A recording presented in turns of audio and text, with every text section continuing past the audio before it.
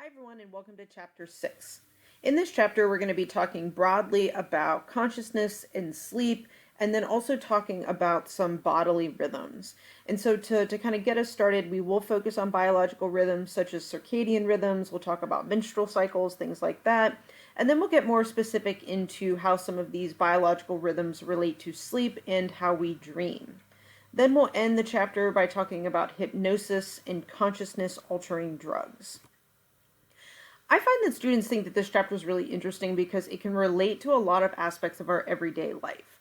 So, for example, I know that one of the areas that college students struggle the most is with their sleep. I know you often pull all-nighters, you're often, taking on a lot of responsibilities, and so you're working really hard during the day and then maybe not getting adequate sleep at night.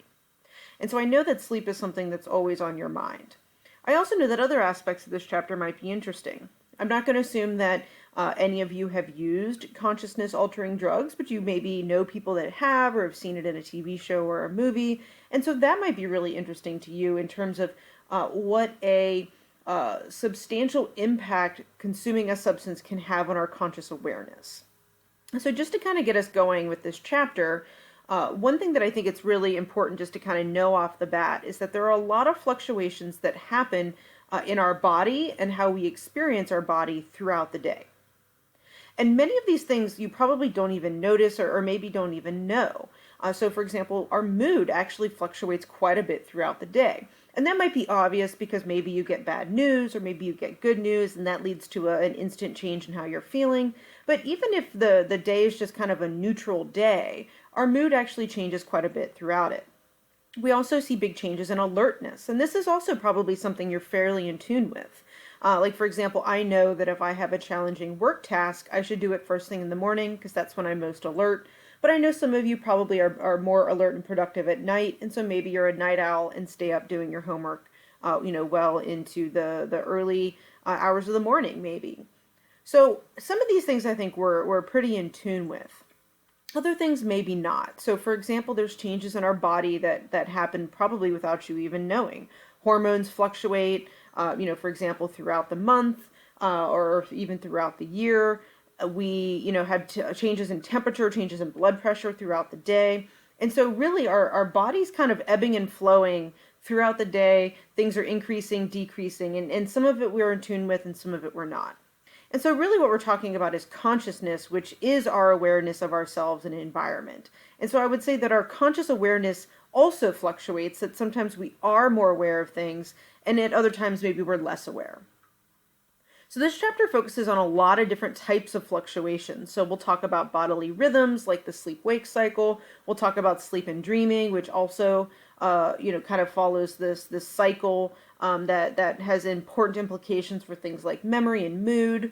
And then we'll also talk about other states of consciousness and ways they can be altered. So let's start just generally by talking about biological rhythms. So biological rhythms is kind of a broad term that basically just means any periodic fluctuation in any biological system. So I know I already mentioned that our hormone levels can fluctuate, our blood pressure, our temperature. There's lots of ways our body kind of, again, to use the same phrase, ebbs and flows. And some of these have psychological implications. Depending on the particular day in the month, some of us might be in a better mood, worse mood, more irritable. Talking about the sleep-wake cycle, that has important implications for memory. It's always better to get a good night's sleep before an exam than to stay up all night. And what's interesting is, some of these biological rhythms are a result of external time cues and some aren't. So, for example, our sleep-wake cycle is very much in tune with information we receive visually. So we see the sunrise, it starts to get brighter outside, and so we feel more alert. And then once the sun starts to go down, we feel sleepier. And so those external time cues are really important for helping regulate our sleep-wake cycle. So I know this time of year, I start to struggle because it gets dark earlier in the evening. And so I feel like I'm ready for bed by like 9 o'clock because it's already been dark for a while. Whereas during the summer, when it stays lighter later in the day, I feel like I can stay awake much later into the night. And so external time cues are really important for a lot of these biological rhythms.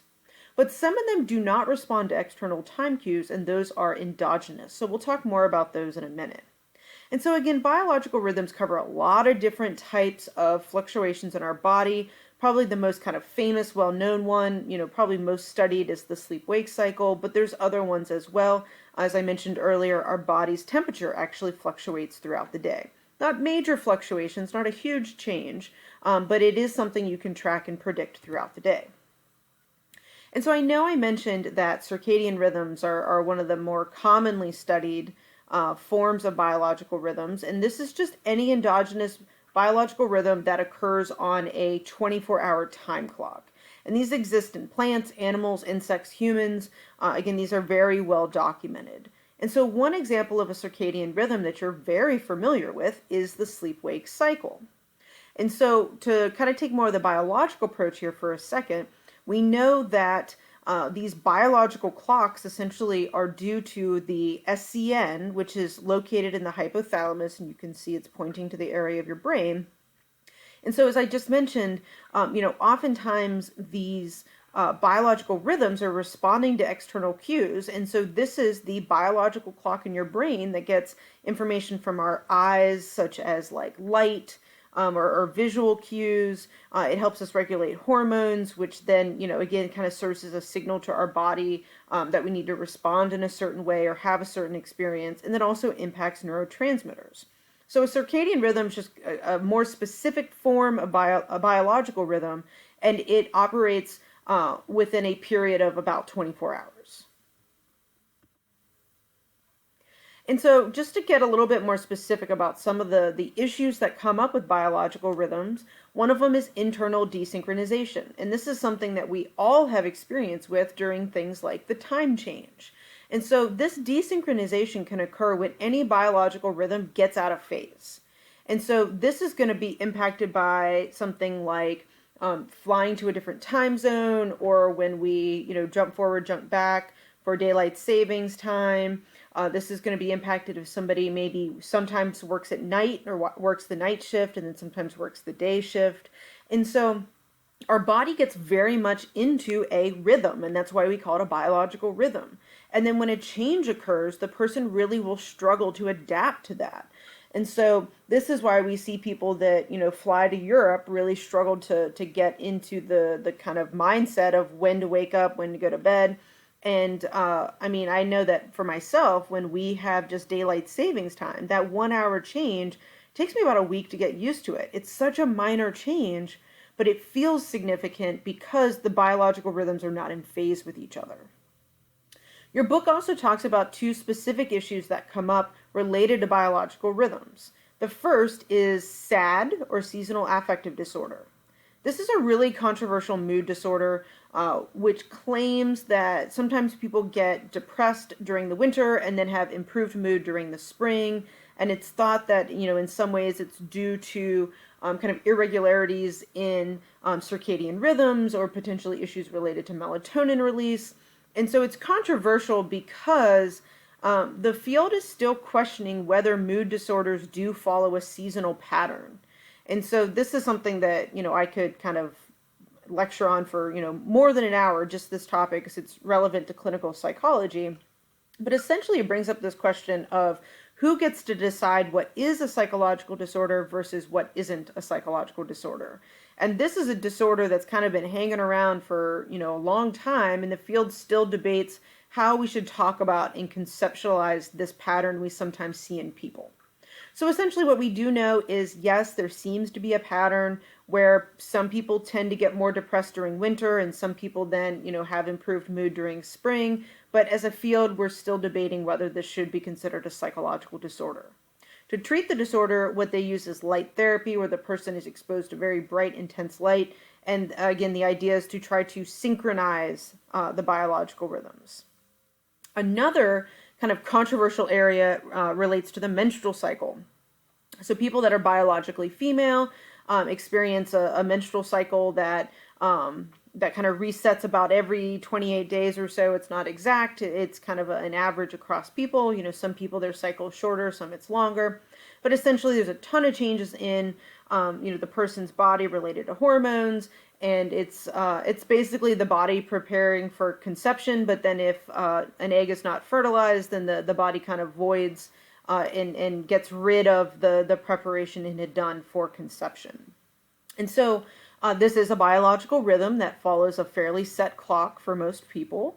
And so what many people started to notice more recently is that for many women, their mood will fluctuate basically as a consequence of their menstrual cycle.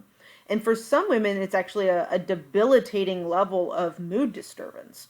And so they very recently, in 2013, identified this premenstrual dysphoric disorder. So this is a recognized psychological disorder. It's currently diagnosed by clinical psychologists. But there's a lot of controversy about should this be considered a psychological disorder? You know, what percentage of women experience, again, this kind of debilitating level of symptoms versus just more kind of mild everyday difficulties. Your book also talked about that if you have women do daily mood tracking, that they don't really have a huge change in mood as a consequence of their menstrual cycle.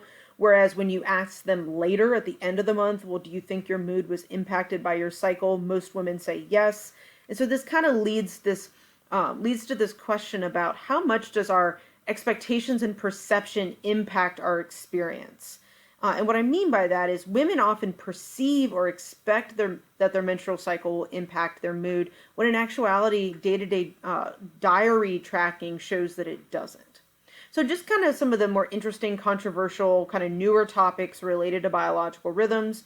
It will get into more specifics of the circadian rhythm here in a few minutes, talking about the sleep-wake cycle.